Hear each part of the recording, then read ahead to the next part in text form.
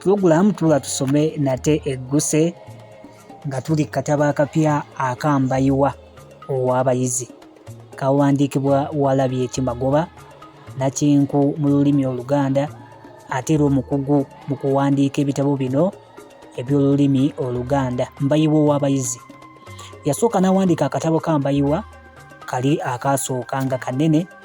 Minisitule y'ebyenjigiriza n'emusaba n'emugamba nti nedda akatabo ako kafunzefunzemu kasobolera okwanguyira abayizi era n'akikola. Kwe kukola kano aka Mbayiwa ow'abayizi kali ku sirabaasi eya olwo mu byenjigiriza, kali ku sirabaasi era kasomebwa abaana ku mutendera ogwa olwo.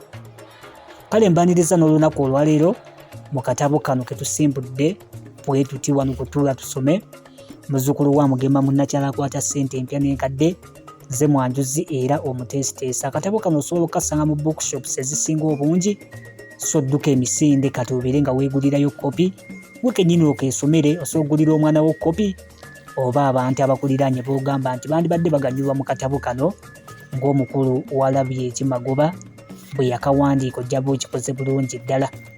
Muzzukulu wa Mugema munnakyala akwata ssente empya n'enkadde, nze Mwanjuzi era omuteesiteesi wa pulogulaamu eno tuula tusome, YouTube ne TikTok.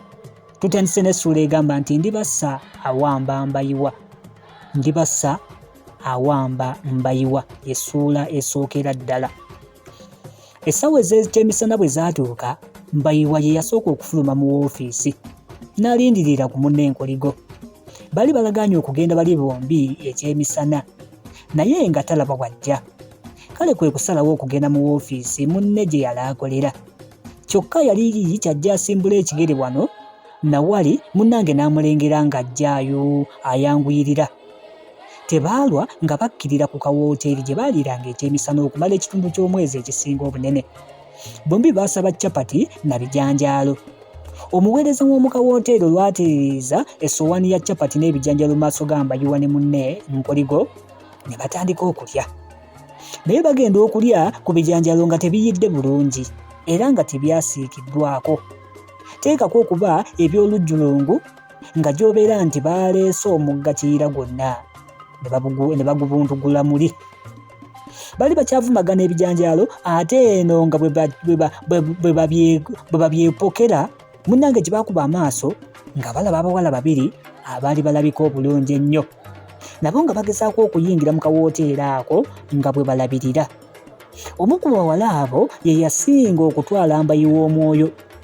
Namugereka era awadde omwana muwala oli langi enzirugavu esikiriza okukamala era nga amubumbizza omutima gumu.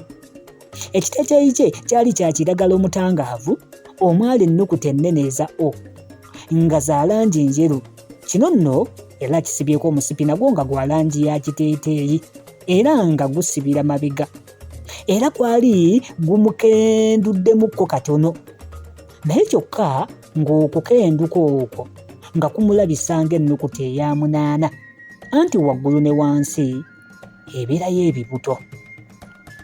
Mu budde buno buwoteeri nga kano nga butera nnyo okujjuza abavubuka abakyakaze nga si kyangu kufunamu kifo kya babiri ekikalu. Meega ye yasooka okukenga ekifo ekyababiri ekyereere. Kale kwe kugamba munne ntigira tugende tutuule wali. Eno nga bw'asonga ku mmeeza awali ekifo ekyababiri ekikalu.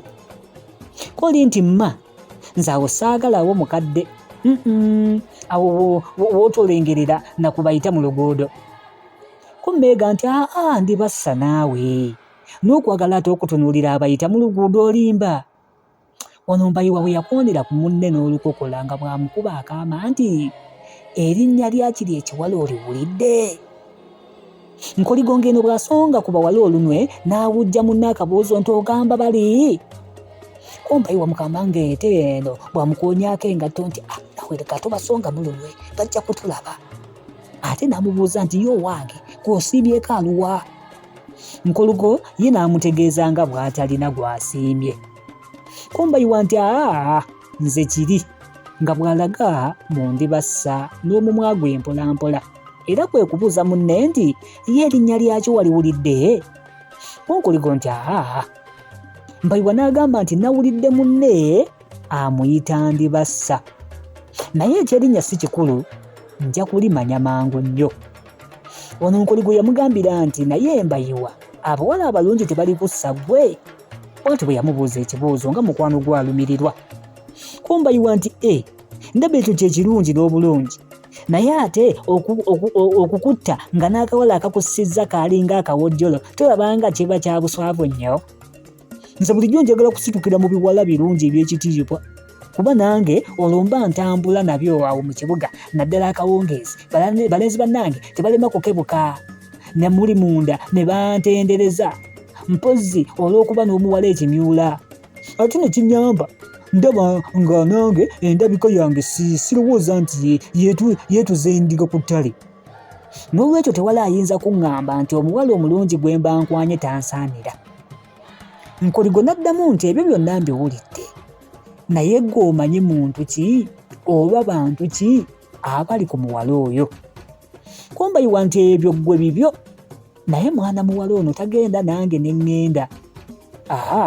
Kyekyo era mmaliridde, oba okuvuganya naani tunaavuganya, waakiri ne mwebulemwa, naye era nga ngezezzaako. Ko Nkoligo ngendo bw'akubayo mu kamwa ekijiiko ky'ebijanjaalo nti anti kale ggwe mwetwale enkejje ku putta. Ndibassa ne Meega bwe baatuula, Ndibassa kye yasookerako kwe kutereeza bigaalubindi bye eby'omusana ku mmeeza. Ekyo bwe yakimala ne yeeyambula ensawo ye n'agiwanika ku kyesigamwako eky'entebe kwe yali atudde. Batuulira ebbanga ddene nga tewala agenda kubaweereza, so ng'ate omusajja aweereza baamulabanga ng'ayimiridde awo ku bbali ng'ali awo atangaaliridde. Baakandanga kumuwenyaako ye nga talabayo. Kabeesooze, kabeevume ka wooteeri, kabavume omusajja okuva ku mannyo ge, baabo ku ndabika ye, ezo ennyindo ezaaleeguuka bazituuseeko, baabali ku bigere bye ebyabyatalala. Ekyamuyamba lwakuba nti baamuvumanga mpola nga tawulira, ate baali batya okumukoowoola ate baleme kuswala olw'okuwoggana.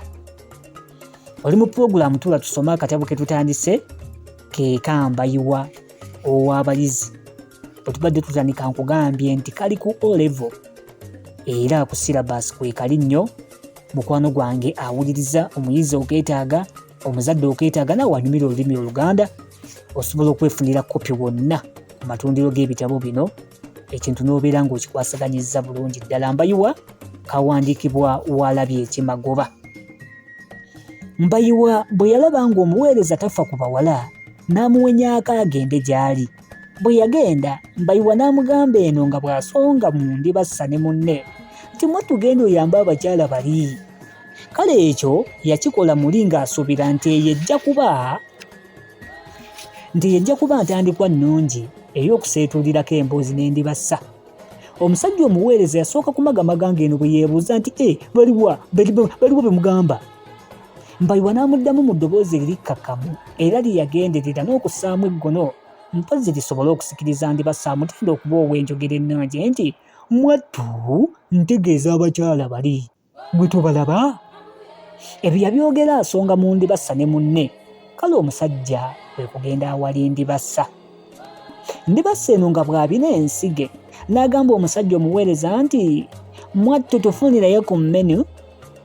Ko omusajja eno yenna nga bw'asubiddwa nti enki, ate nga bw'anyenya n'omutwe n'ayongerako nti nnyabo ffe emmere tetugimanyi era tetugifumba wano. Bamusabye emmeno omusajja wattu nga tagiwulirangako. Kale abaali baliraanye abawala bwe bawulira ekyo ate nga bamanyi abakyala kye baali basabye, Mbayiwa ne munne nga nabo tobasudde, wano baamuwa kibbo kya nseko.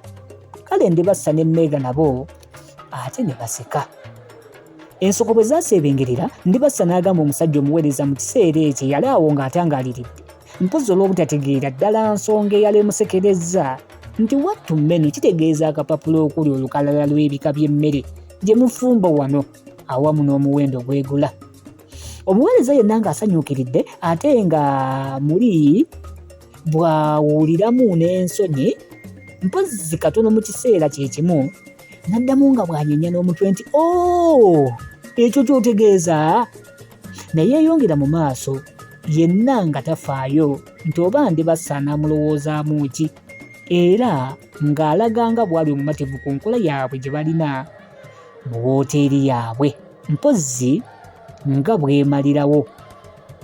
N'asonga ku kisenge okwali ekipande ekiraga ebika by'emmere n'ebyokunywa bye batunda wamu n'emiwendo gyabyo, nga bw'agamba nti soma okwo ky'osiima ky'osaba.